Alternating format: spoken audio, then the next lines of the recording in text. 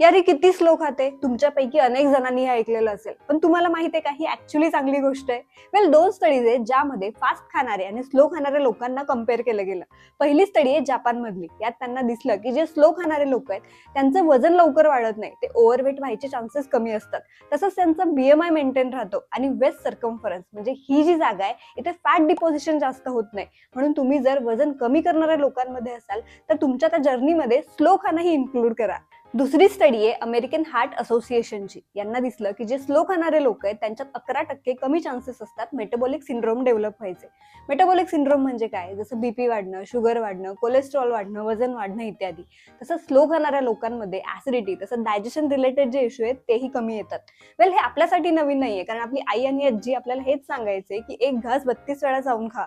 हे रिझल्ट सगळ्यांमध्येच दिसतील असंही नाहीये, पण तरी तुम्ही जर फास्ट खाणारे असाल तर तुमचा स्पीड थोडा कमी करून बघा. नक्कीच तुम्हाला